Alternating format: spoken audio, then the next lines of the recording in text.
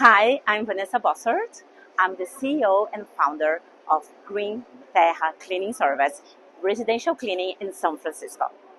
One advice I can do for the company just starting on their sustainability journey is start small. Start with a clear intention. Pick some area that you can do a measure and clear. And for us, we started with optimizing the road for the technicians.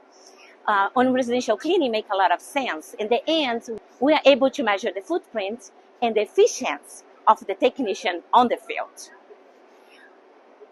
One tip I can give you that I think make a lot of difference for us is to involve your team.